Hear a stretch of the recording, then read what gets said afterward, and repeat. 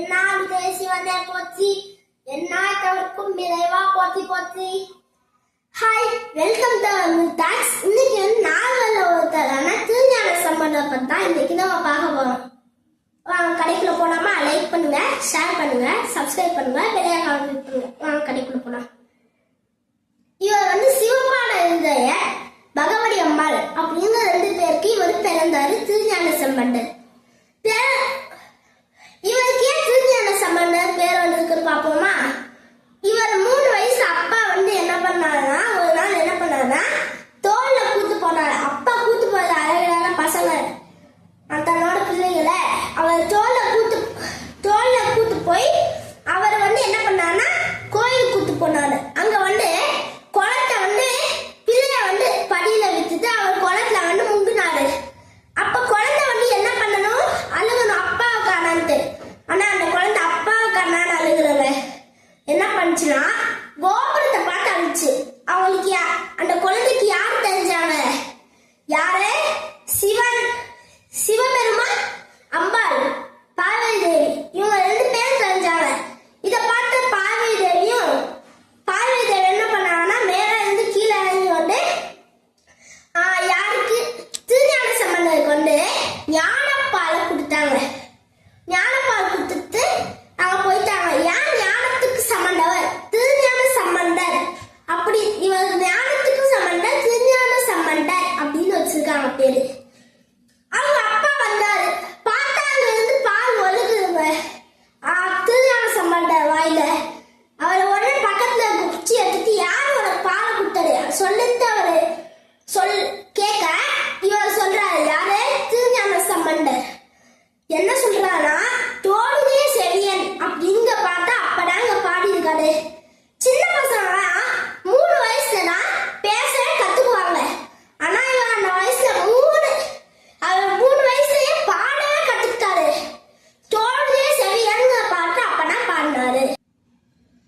நம்ம இதுக்கு முன்னாடி திருஞான சம்பந்தர் நான் ஞானப்பாலை குடிச்சத பார்த்தோம். இப்ப இவர் ஒவ்வொரு கோயிலா போய் படிகளை பாடினாரு. அப்படி பாட போறோம். ஒவ்வொரு பசங்களும் ஒவ்வொரு மாதிரி, ஒவ்வொரு சின்ன பசங்களும் என்ன பண்ணுவாங்கன்னா வித்தியாசமா, ஒரு சில பேர் விளையாண்டுட்டே பாட்டு பாடுவாங்க, ஒரு சில பேர் என்ன பண்ணுவாங்கன்னா நன்னு மாடிட்டே பாட்டு பாடுவாங்க. அந்த மாதிரி திருஞான சம்பந்தர் ஒவ்வொரு கோயிலுக்கா போய் எப்படி பாட்டு பாடினாருன்னா, தாளம் போட்டு பாட்டு பாடினாரு. அப்படி தாளம் போட்டு ஒவ்வொரு கோயிலுக்கு போய் பாட்டு பாடினால அவர் கையில வீங்கிச்சு. அப்ப சிவன் ஐயோ என் குழந்தைக்கு இப்படி ஆயிடுச்சு அப்படின்னு என்ன பண்ணாங்கன்னா, தங்கத்தால் செய்யப்பட்ட தாளம் பொத்தாளத்தை திருஞான சம்பந்தர் கொடுத்தாரு. அதுக்கப்புறம் அதுல தட்டி அது ஒரு மியூசிக்கல் இன்ஸ்ட்ருமெண்ட். அதுல தட்டி அவர் ஒவ்வொரு கோயிலுக்கா போய் பாட்டு பாடிட்டாரு. இப்படி ஒவ்வொரு கோயிலுக்கா போய் பதிகங்கள் பாடி ஒரு நாள் திருமருகன் அப்படிங்கிற ஒரு சிவன் கோயிலுக்கு வந்தாருங்க. அவர் கோயிலுக்குள்ள நுழைய போனும் பார்த்தா அவர் பெண்மணி அழுகிற சத்தம் கேட்டுச்சு. உடனே அந்த சத்தத்தை கேட்டு அவர் போயிட்டாரு. என்னாச்சுமா, ஏன் நீங்க அழுகிறீங்கன்னு கேட்க, நேற்று நாங்க வந்தோம், இவர் நான் கல்யாணம் பண்ணும், இவர் இன்னைக்கு காலையில நாங்க கல்யாணம் பண்ணலாம்னு நினைச்சோம். ஆனா இவர் பாக்குட்டி இருந்துச்சு அப்படின்னு சொல்ல, என்ன சிவன் கோயில்ல இப்படி ஒரு நண்டு இருக்காரு, நான் விட மாட்டேன் அப்படின்னு சொல்லிட்டு அவர் படிகங்கள் பாடினாரு. அங்க போய் படிகங்கள் பாடினாரு. அப்படியே அந்த படுத்திருந்தவர் பாக்குத்தி இருந்தவர் அப்படியே எதிர்ச்சிட்டாரு. அதுக்கப்புறம் இவர் திருஞான சம்பந்தர் என்ன பண்ணாரா, அவங்களுக்கு கல்யாணம் பண்ணி அனுப்பி விட்டாரு. இது என்ன நமக்கு தெரியும்னா, நீங்க எந்த பரிகாரமும் பண்ண வேணாம், தோஷம் இப்படின்ட்டு. நீங்க என்ன பண்ணுங்க, தேவார திருவாசகம் மட்டும், அவங்க நாங்கள் என்ன தேவார திருவாசகம் மட்டும் நீங்க பாடினீங்கன்னா, நீங்க ஒவ்வொரு நாளும் பாடினீங்கன்னா அவங்க தோஷம் எல்லாம் விலகும். அப்படியே அவர் கோயிலுக்கு போனப்ப அடுத்து அவர் போன கோயில் திருவேலிமலை. அவர் கூட யார் வந்தாரு? அப்பன் திருநாவுக்கரசர், திருஞான சம்பந்தர் வந்தாங்க. அந்த கோயில பார்த்தா பஞ்சம், மக்கள் பஞ்சம். அப்ப என்ன பண்ணாங்கன்னா, திருநாவுக்கரசர் திருஞான சம்பந்தரும் வாசிக்கிறவே காசு நல்வி அப்படிங்கிற படிகத்தை பாடி கிழக்கு கோபுர வாசல்லையும் மேற்கு கோபுர வாசல்லையும்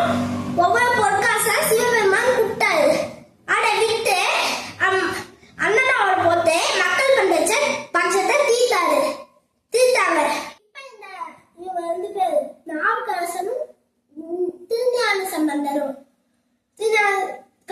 திருஞான சம்பந்தரும் திருவிழிமிலையில அவங்களுக்குலாம் யாருக்கு அந்த ஊருக்காரங்களுக்குலாம் மக்கள் பஞ்சத்தை தீர்த்தாங்க. அவங்க படிவங்கள்லாம் பாடி அடுத்து திருஞான சம்பந்தர் சென்னையில கபாலீஸ்வரர் கோயிலுக்கு வந்திருக்காரு. ஏன்னா கும்பாபிஷேகம், சிவன் கோயில கும்பாபிஷேகம் அதுக்கு வந்திருக்காரு. பார்த்தா ரோட்ல நடப்பாட எல்லாம் மல்லிகைப்பூ கொட்டி வச்சிருக்காங்க. பக்கத்துல இருக்கவங்கள்ட்ட கேக்குறாரு, யாராவது இந்த மல்லிகை பூவை நான் போறப்ப கொத்தி வச்சிருக்காங்க அப்படின்னு கேட்க அவர் சொல்றாரு, இது உங்களுக்கு கால் நீங்க சின்ன பிள்ளைல, அதனால ஒரு கால் முள்ளு குத்தாம இருக்கணும் அப்படிங்கறதுனால இது பண்ணிருக்காங்க. யார் இந்த மல்லிகை பூவெல்லாம் போட்டதுன்னா சிவநேச செட்டியார் அப்படிங்கிற ஒரு செட்டியார் தான் இந்த பூவெல்லாம் போட்டாரு. சரி நான் அவர் வீட்டுக்கு போறேன்ட்டு அவர் வீட்டுக்கு போக அவர் வாங்க வாங்க வாங்க திருஞான சம்பந்தரே, உங்க பக்தியை பார்த்து நான் ரொம்ப மகிழ்ந்தேன், ரொம்ப சந்தோஷமா இருந்தேன். அதனால தான் நீங்க வரபோடும் கும்பாபிஷேகம் உங்களை அழைச்சிருப்பாங்க, அதனால நீங்க வரபோடும் நான் மல்லிகை பூவை கொத்தி வச்சிருந்தேன், உங்களை எனக்கு ரொம்ப பிடிக்கும் அப்படின்னு சொல்ல, சரி அப்படின்ட்டு சொல்ல இவர் கொடுக்கிறாரு அவரோட குழந்தை, அவரோட மகளை. அதாவது அவர் சின்ன வயசுல என்ன யோசிச்சிருந்தாங்கன்னா தன் குழந்தைய தன் மகளை திருஞான சம்பந்தருக்கு கல்யாணம் பண்ணி கொடுக்கணும்ட்டு அவரு யோசித்தாரு.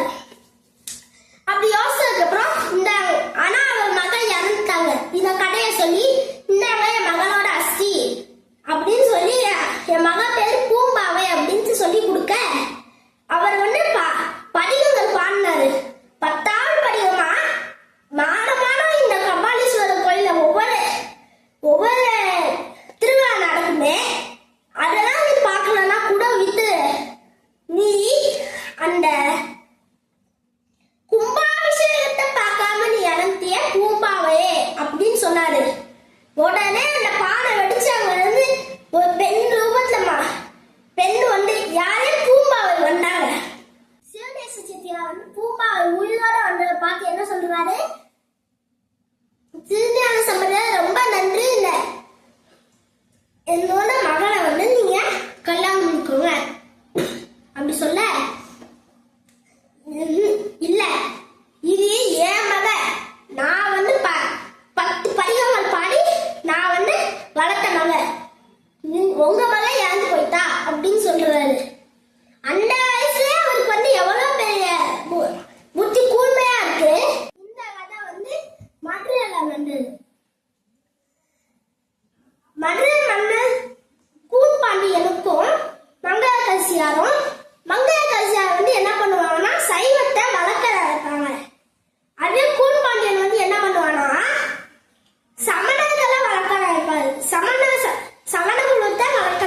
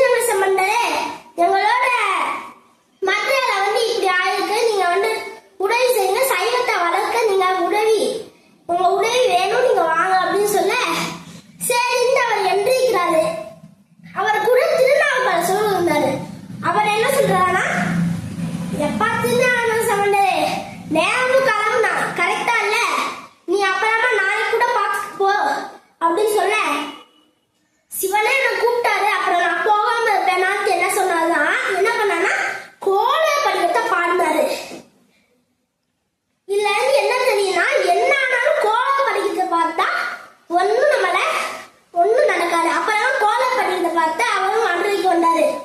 மதுரைக்கு வந்தப்ப அவருக்கு வந்து ஒரு டென்ட் மரம் அதை கட்டி கொடுத்தாங்க. அந்த மதத்தை தங்கவோட அந்த சமணர்களுக்கான அவங்க நெருப்ப வச்சு அந்த மடத்தை எரிச்சாங்க.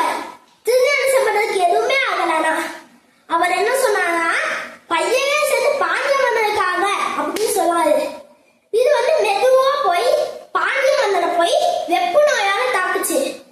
இதை பார்த்த மங்கையர்க்கரசியா இதை பார்த்து சமணர்கள் என்ன பண்ணாங்க, மயில் இலையெல்லாம் எடுத்து இது பண்ணி அவங்க பண்றவங்கலாம் சொல்லி எதுவுமே பார்த்தாங்க, எதுவும் ஒர்க் ஆகல. மங்கையர்க்கரசியா வந்து திருஞான சம்பந்தரை கூப்பிட்டாங்க.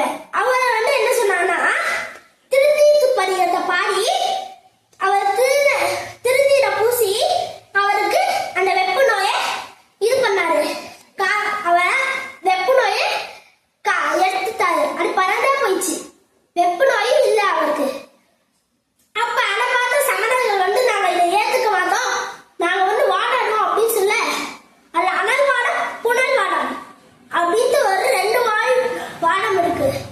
அதுல வந்து அனல் வாடத்துல வந்து என்ன பண்ணாருன்னா, அதுல வந்து யாரு திருஞான சம்பந்தர் வந்து தன்னோட அவர் வந்து சிவனை பத்தி என்ன பாடல்கள் எழுதினாலும் அந்த எழுதுற, அதுக்கப்புறம் அப்படியே நெருப்புல போடுறாரு. அடே நெருப்புல போடுறாரு.